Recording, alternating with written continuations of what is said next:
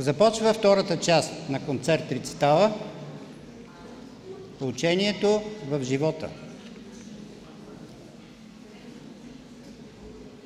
Кръстът – божествена светлина и физическа форма. Няколко думи от беседите на учителя за кръста. Божественото учение не може да бъде обектно. То не е учение на обекта. Християнството не е учение на Христа. То е божествено учение. Аз мисля, че ако християните не носеха кръстове по себе си, ако в църквите не държаха Христа на кръста, светът щеше да бъде по-добър. Хората щяха по-малко да се заблуждават. Някой човек вади кръст, целуне го, а пред него седи един беден, него не целува. Ако е за целувка, аз бих предпочел да целуна един жив кръст, отколкото един златен в църквата. Питам, какво ви ползва този кръст в църквата? Кръстът – това е божествената светлина, божествената любов на невидимия, на онзи неосъзнаемия живот, който влиза в нас и ни дава веселие и подем. И за това мъже и жени, ученици и учители, проповедници и свещеници, слуги и господари, всички трябва да бъдем герои, да носим еднакво и страданията, и радостите в света, да носим със съзнание противоречията, всичко да считаме като задача за разрешаване в своя живот. Това е Христовият кръст, за който днес говорят всички съвременни хора. Обаче, говорил ли е Христос нещо за този кръст? Кръстил ли се някъде Христос? Той казва на едно място в Писанието: „Скръбна ми е душата до смърт“. Това подразбира Неговия кръст. Съвременните християни се кланят на кръста, въздигнали са го в култ. Чудни са съвременните християни, които се кланят на кръста. Питам, какво щяхте да правите, ако бащата на някой от вас бъде разпнат на кръст? Или ако бащата на някой от вас бъде убит с нож? Трябваше ли на същото основание и вие да се кланяте на този кръст, на който разпънаха баща ви, или да целувате ножа, с който заклаха баща ви? При все това, горко на този човек, който се осмели днес да не целуне и да не се прекръсти на кръста. Така, например, в Индия прекарват някой човек през посвещение, подлагат го на изпитания, едно от които е следното. Те имат големи каменни кръстове, на които го заковават на гръб този, който ще посвещават, и той прекарва цели 3 дни. Ако може да изтрае, ще се посвети. Ако ли не, ще остане за друг път да го посвещават. Изпитите са неизменна част при приложение на божественото учение. Христос казва: „И знам, че Неговата заповед е живот вечен“. Неговата заповед е великата заповед, която съдържа всички основни правила за духа, за душата, за сърцето и ума. Само с тия правила човек може да работи успешно. Свържете се с Христа и приложете Неговото учение широко в живота си, не само в дома си, нито само в църквата, нито само в един народ, а навред по целия свят. Целокупният живот може да бъде заквасен с Божията любов. Тя има общо приложение и може да царува навсякъде. Без любов няма живот, без светлина няма растение, без свобода култура не може да съществува. Главната задача на човечеството е да изучава Божията любов и да я познава. Казвате, как да познаваме Божественото? Там, дето човешката любов престава, Божията любов започва. Там, дето човешкото знание престава, Божието знание започва. Там, дето човешката свобода свършва, Божията свобода и истината започват. Следва Махар Бену Аба.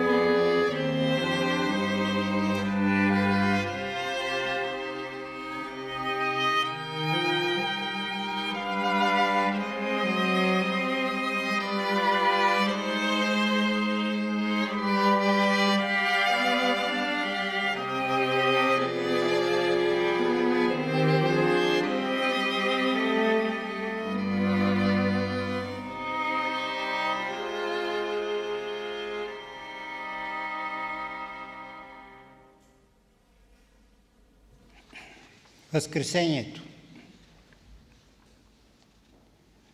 Мария Тодорова си спомня. На един от съборите в Търново, майката на Савка, Тереза Керемисчиева, припада на земята и издъхва. Всички се оглеждат я, няма пулс, не диша, значи умряла. Да, умряла е за всички наоколо. Съобщават на учителя. Той идва и прави един кръг около нея и с пръчка начертава на земята също един такъв кръг и нарежда никой да не престъпва кръста и никой да не се допира до нея. Остава една сестра да я пази извън кръга. Учителят се връща при приятелите и си продължава работата. След един час Тереза се връща в тялото си, постепенно се пробужда от дълбокия сън и леко се надига. Оглежда кръга и запитва какво се е случило. Сестрата, която я пази, разказала подробно за случилото се. Тереза след този случай разказваше, че имала чувството, че се е родила втори път и че живее втори живот. Може и така да е. Това засяга лично нея, а за останалите е било голяма опитност за оживяване или за възкресение. Така говорим ние, но най-важното е какво говори учителят в словото си за тези случаи. Там ще намерите разрешението на всички ваши въпроси. За нас словото на учителя, които бяхме в школата, бе сила и живот. Чрез него ние оживявахме, възкръсвахме за нов живот и сила идваше у нас, за да можем да изпълним задачата си като ученици. А задачата на всеки ученик е поставена лично от учителя и тя е строго индивидуална и лична за него. Тя се получава по вътрешен път, лично от учителя. Но само тогава, когато ученикът отива при учителя и иска да работи за делото и името Божие. Кажете, че сте вярващи. Вярата на сегашните хора граничи с суеверие. В това отношение вие вярвате повече от мене. Например, вие вярвате, че ще умрете, аз не вярвам в това. Вие вярвате, че сте сиромаси, че ще се разболеете, аз не вярвам в това. Щом вярвате, че ще умрете, вярвайте и обратното, че ще живеете. Ако вярвате, че ще се разболеете, вярвайте и в обратното, че ще оздравеете. И двете неща са възможни. Само смърт съществува в религията на болните хора. Обаче в религията на здравите, т.е. в духовната религия, съществува вечен живот и възкресение. Желая ви да влезете в духовната религия на здравите хора, в която има живот и възкресение, радост и веселие, ядене и пиене, братство и сестринство. Върнете се във времето на своето моминство и излезте да посрещнете човека, който ще ви донесе радост и веселие, музика и песен. Какво значи думата възкресение? Да възкръснеш значи да оживееш. Кой може да възкръсне? Всеки, който придобие свобода на душата си, той е възкръснал. Който придобие сила на духа си, той е възкръснал. Който придобие светлина на ума си, той е възкръснал. Който придобие доброто в сърцето си, той е възкръснал, той е оживял.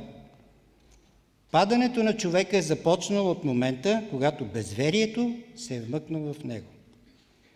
В свободата на душата, в силата на духа, в светлината на ума и в доброто на сърцето седи смисъла на живота. Това е божественото, към което човек се стреми. Това е новото учение, което днес се проповядва. Учителят ни показва и връзката на учението с практическото му приложение. Пази следните правила. Зимно време не пий студена вода. Не пей в студена стая. Когато не си разположен, не пей. Не пей пред хора, които не обичат музика. Ако искаш да пееш, пей тихо, само за себе си. В това се крие благото на човек. Казвам, Като се стреми към блага, човек трябва да знае какво отношение имат те към него. Благата имат отношение към душата, към духа, ума и сърцето на човек. Като благо и музиката има отношение към духа, душата, ума и сърцето на човек. Няма ли това отношение към него, тя остава неразбрана. Ако музиката не може да въздейства на човешкият ум, човешкото сърце, душа и дух, не е истинска музика. Пазете се от старите навици. Старото трябва да се преработи. То е капиталът, даден на човека от незапомнени времена. Гласът е даден на човека, но той трябва да го преработи. Той трябва да разбира отношението между тоновете, както между мислите и чувствата.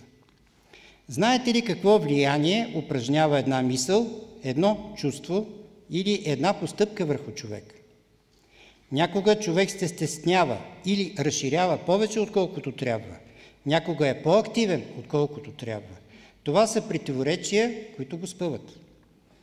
В песента «Вечер сутрин» има едно противоречие. Тя започва с думата «вечер», а не с «сутрин». Това е привидно противоречие. Правилно е да бъде «вечер сутрин». Защо? Защото е правилно да започне с болестта, за да дойде здравето. Ако започне с сутринта, т.е. с здравето, ще дойде вечерта, болестта. Започвайте с неблагоприятните условия, за да свършиш с благоприятните. Изпейте песента «Вечер сутрин», както я пеете. Вие ще накарате злото да си върви. Виждайте хубавото в светлината, приятното във въздуха, красивото във водата и доброто в живота. Следва «Вечер сутрин».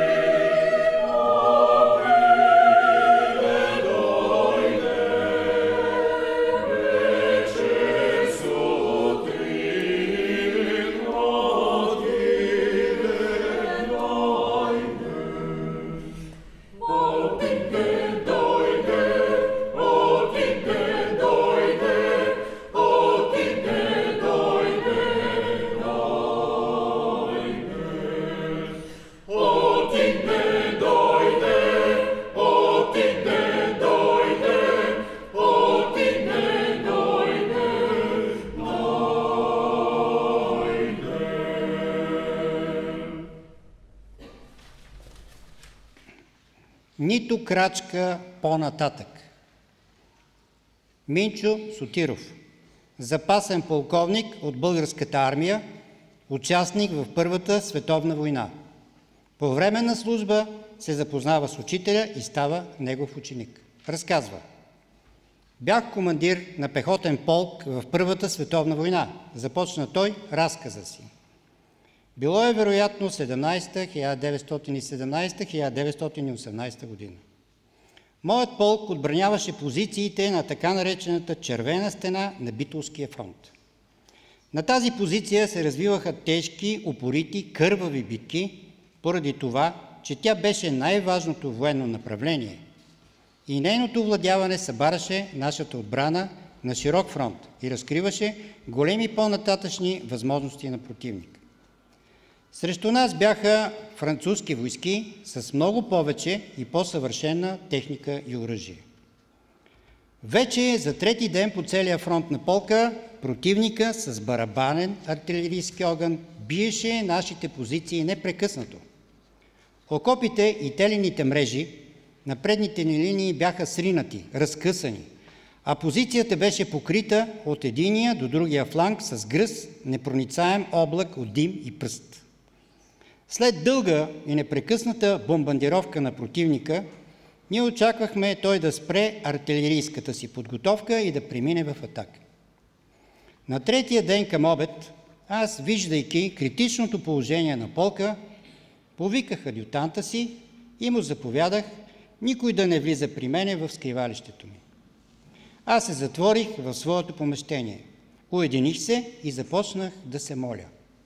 В молитвата си аз призовах учителя да ми дойде на помощ и да ми съдейства, да задържа поверената му позиция. Помолих се съсредоточено и дълбоко, с цялата си душа и съзнание. Може би това продължи половин час, а може би и повече. И във време на молитва съм заспал. И ето на сън се явява пред мен учителя. Хвана ме за ръка и ми каза: ставай, да идем заедно да обиколиме позициите на полка. Аз станах и заедно с учителя излязахме вън и тръгнахме по позицията. Целият фронт гореше в огън. Всичко бе погълнато от пушек и мъгла. Ние вървяхме през огъня и през пушеците, обаче бяхме невредими. И така учителят и аз минахме през целия фронт от единия до другия край. Учителят мълчеше, аз също. Учителят беше едър и голям, а аз малък и дребен в сравнение с него. След това учителят каза: до тук, нито крачка по-нататък. Аз се събудих. Бързо извиках по телефона дружинните командири и дадах следната заповед: бъдете готови, защото противника скоро ще прекрати бомбардировката и ще мине в атака. Възможно е той да завладее предните ни позиции. Ще го срещнем на линията на дружинните резерви. Това беше линията, показана ми от учителя. Знайте, че там на тази линия ние трябва да го спрем и нито крачка по-нататък няма да му позволим да настъпи. Ние ще задържим непременно тази позиция и в крайна сметка победата ще бъде наша. Един от дружинните командири по телефона ми каза: господин полковник, вие така говорите, като че ли сте били там при самите французи. Казах му: слушайте и изпълнете това, което ви заповядвам. И наистина така и стана. След половин час бомбардировката спря, противникът с щурм завладя предните ни позиции, където всичко беше разрушено, голяма част от хората избити и ранени. Ние обаче го посрещнахме от втората линия, спряхме го и след това го контратакувахме и отново си завладяхме предната позиция, която той беше завладял. Полкът удържа позициите си, а противникът претърпя неуспех. Брат Сотиров заключи: молитвата, учителят, вярата, Господ, там е нашата сила, нашата надежда и упование. Да имаме вяра в Господ и да знаем, че и в най-тежките моменти Той ще ни се претече на помощ и ще ни спаси от всяка беда и нещастие. Следва Отче наш. Oh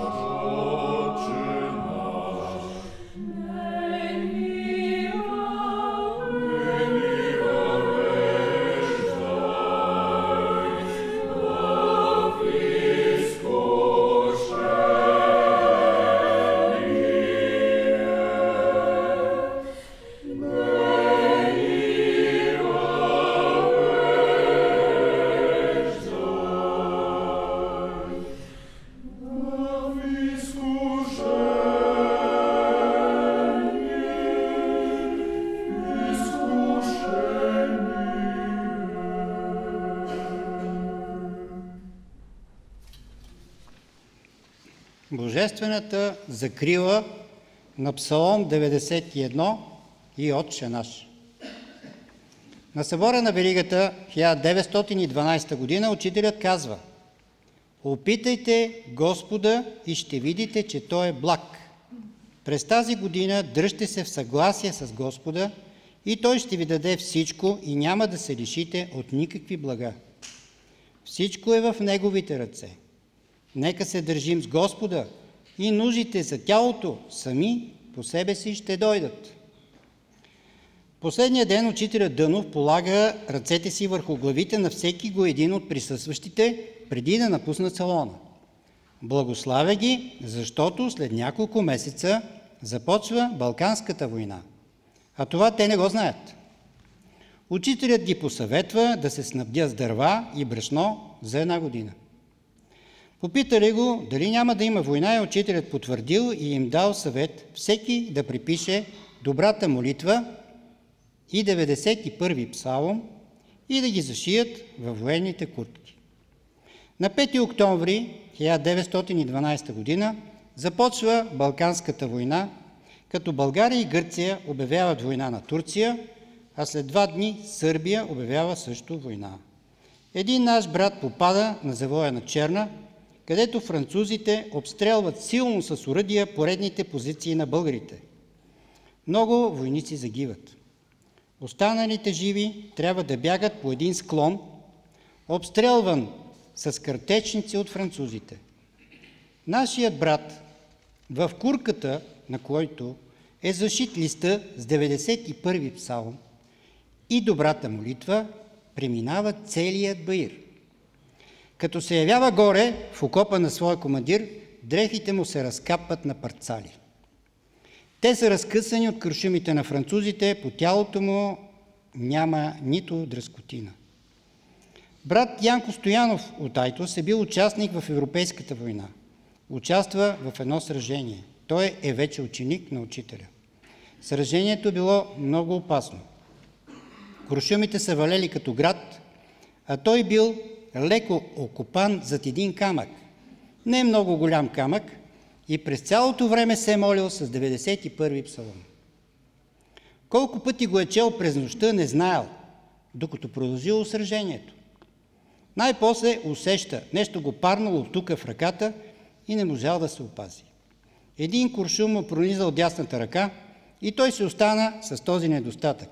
Обаче като свършило сражението, погледнал, нито един жив човек няма. Единствено той жив, който е останал с тази лека рана. Значи, 91-ви псалом го е спасил. Мария Тодорова разказва за молитвата Отче наш. В молитвата на Господа Отче наш имаше много интересни и непознати неща за нас. Затова учителят веднъж ни поясни така. В Отче наш има израз и не въвежда и нас в изкушение. Бог не въвежда в изкушение, а хората се въвеждат сами в изкушенията. Тук е погрешен преводът на стария текст. Трябва да се коригира така. И когато изпаднем в изкушение, избави нас от лукавого. Ето това е един метод за духовна работа. Друг път учителят се усмихва и каза шеговито за същия текст. И не ни позволявай да правим глупости. Всички ние се засмяхме, защото за нас изкушенията бяха от друг порядък. Те идваха от недъзите на нашето естество вътре в нас. Но глупостите, които правихме, те идваха отвън. По този начин се обединиха и от изкушенията отвътре, и глупостите отвън, и ние вече нямаше къде да се оплакваме, защото пред нас стоеше истинската духовна работа. Изминаха много години от пояснението на учителя за неточностите в Господнята молитва. И през 2019 година чухме предложението на папа Франциск при апостолическото му посещение в България за корекция на същите думи. Промяната в текста на молитва Отче наш е официално утвърдена на 6 юни 2019 година. Това уникално събитие предизвика вълнение сред християните, което дълго време не стихна, и през 2021 година папа Франциск отново обърна внимание на репликата «Не ни въвеждай в изкушение», като подчерта, че думите «въвеждане в изкушението» позволяват на вярващите да мислят, че Бог е отговорен за техните слабости. Странна е, както установихме, връзката на папа Франциск с духовния свят на България. Последните дни от живота си е носил специално изработения и подарен му златовезен с български символи омофор. И днес, когато този грижовен и всеотдаен на делото си човек се отправя към невидимия свят, му пожелаваме светлина по новия път. Неведнъж е подчертавана ролята на молитвата като необходима част от духовното развитие и повдигане на човек. Молитвата е също работа. За да влезеш в молитвено състояние на духа, си изисква много труд, много подготовка, специални условия и молитвено състояние у самия човек. Затова учителя винаги казва: винаги и при всички случаи се молете, а това значи да се прави и да се държи постоянна връзка с Господа. Следва 91-и псалм.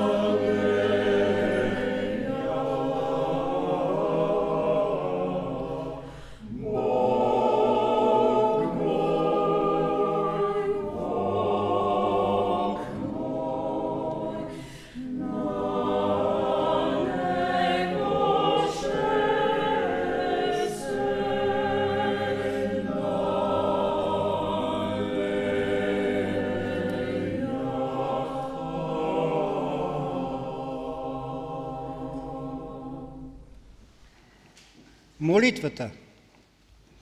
Мария Тодорова за правилото на учителя. Учителят в частен разговор на 12 февруари 1921 година в Търново с няколко братя Лазар Котев, Костадин Иларионов и Димитър Добрев дава следното правило. Давам на всички ви едно правило. Когато дойде някой, попитай Господа. Отвори Библията, помоли се, не бързай и виж какво ще ти продиктува духът отвътре. Човек, който не жертва, дръжте го на страна. Праведни и добри хора не искаме. Искаме хора, които да вършат волята Божия. Определено говоря, че ние трябва да се молим. Вече 40 години работя между българите и само едно чувам. Пари, пари, пари. Ето, вече имат пари. Едно време българите бяха идолопоклонници, а сега днес са иконопоклонници. Кланят се на парата като на икона. Те не трябва да бъдат нито идолопоклонници, нито иконопоклонници. Това не е молитва. Българите трябва да се молят само на Бога и само на Него да се кланят. Молитвата е предшествала всякаква религия. Религиите са дали различни форми на молитвата и с това са я изопачили. Молитвата не става по заповед. Молитвата е свободно действие на човешкия дух и на човешката душа. Когато човек иска да се самоопредели, т.е. да покаже, че се моли, той проявява мисъл, чувство и действие. Ако в молитвата не участва мисъл, чувство и действие, тя не е истинска. Влез в скришната си стаичка. Коя е тази стаичка? Тя е единственото неопетнено място в човешкия свят. Тя е най-чистото място. Казвате, не можем ли да се молим в църква, в къщи, някъде или на улицата? Не можеш. Ще се молиш само в скришната си стаичка. Скришната стаичка е вътре в теб. Бог е определил това място с закон, който има отношение към бъдещето, което е светло и велико. Кога се молиш? Молитвата е процес, който уравновесява силите на доброто и злото. Ако се молиш както трябва, няма да имаш никакви злини в живота си. Молитвата е най-силният акт в човешкия живот. Тя концентрира човешката мисъл, човешките чувства и човешката воля в едно. За молитвата пита и Мария Златева. Преди един разговор запитахме учителя, като се молим, къде и как да застанем и към коя от 4 посоки на света да се обърнем. Той каза, рекох, ако ви вържат с главата надолу, как ще се молите? Лиляна Табакова, оперна певица, колоратурен сопран с международна известност. Последовател на учителя Петър Дънов разказва. Веднъж при една среща с учителя го попитах. Учителю, как да се молим? Прави, с дигнати ръце или с спуснати ръце? Според случая, ми каза той и млъкна. Не го разбрах, но не смеех да го питам повече. Това ще да е било 1942 година. Бе минало половин година от този разговор, когато почна евакуацията на столичното население. Операта се евакуира в град Брезник. През нощта почна престрелка. Чуваше се куршумите как пиукат и удрят по стените. Веднага се пъхнахме под леглата. Аз през цялото време се молих с 91-и псалом. Под леглото бе и нощното гърне. Далеч по-късно си спомних думите на учителя. Според случая. Когато след време пак се срещнахме, разправих му за случката в Брезник, а той се смя със сълзи на очи. Следва молитвата.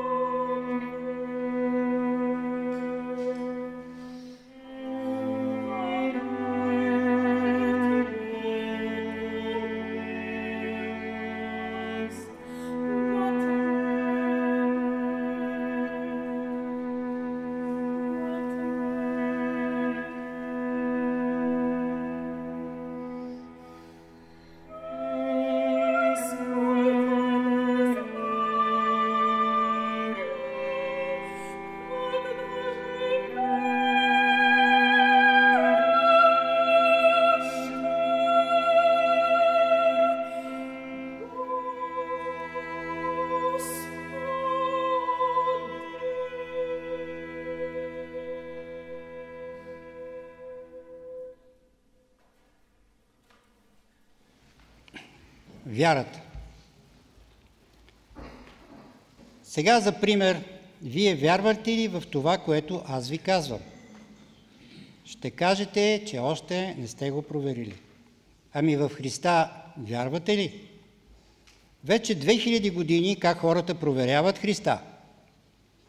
Колкото вярвате в мене, толкова вярвате и в Христа. Евреите вярват ли в Моисея? Аз до сега не съм срещал в света човек, който вярва напълно в своя учител. Тези хора, които казват, че вярват в Христа или в когото и да е други го, не говорят самата истина. Да вярвам в Христа не значи да се изправя в църквата и да стоя благоговенно, но да бъда в такова разположение, в такова състояние, каквото е имал Христос в душата си. Ние ви говоря за религията, сити сме вече на религии. Ние трябва да живеем в божествената любов, в божествената обич, в божествения дух.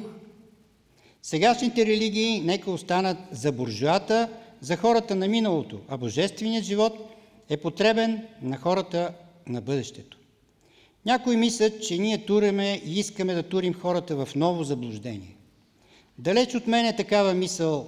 В мен има любов, която е движение отдолу нагоре. Разбирам какво е обич, т.е. движение на човешката душа отдолу нагоре. Разбирам какво е Божественият дух, т.е. сила, която държи всичко в хармония.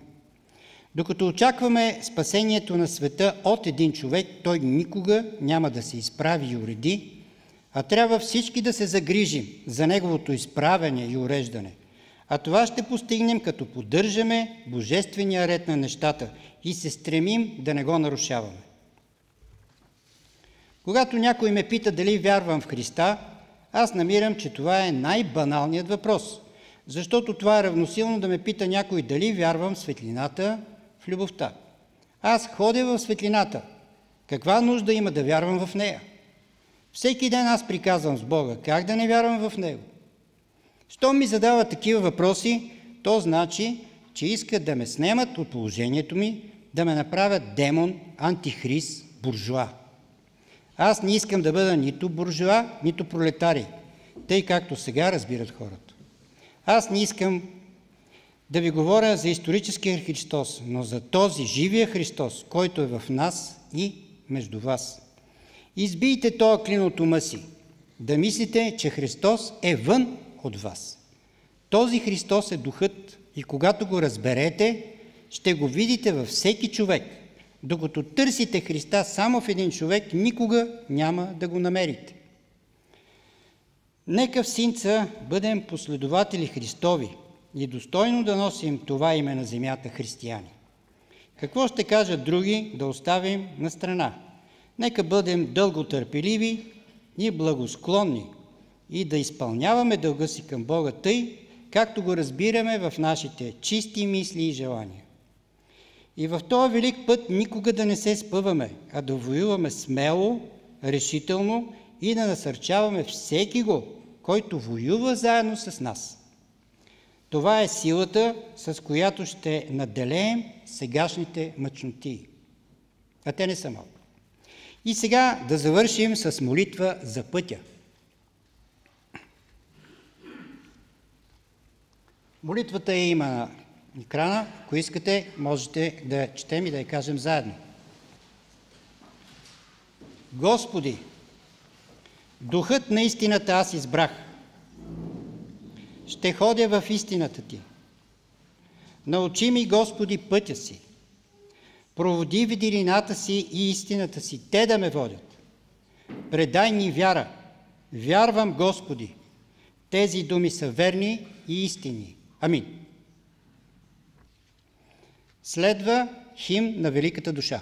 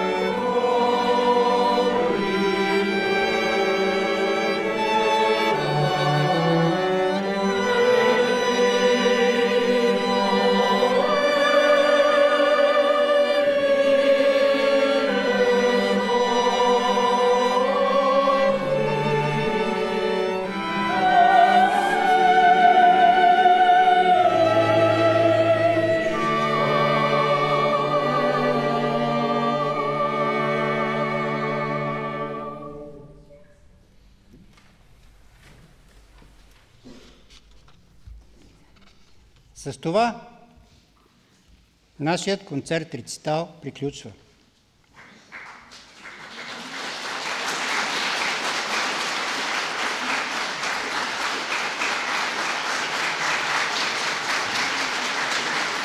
Да благодарим на музикантите от квартет Фрош.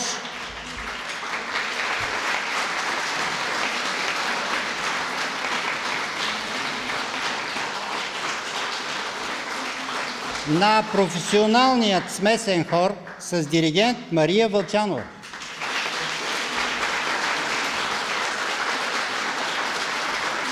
Мария, да те видят. И на солистката Гергана Милтенова.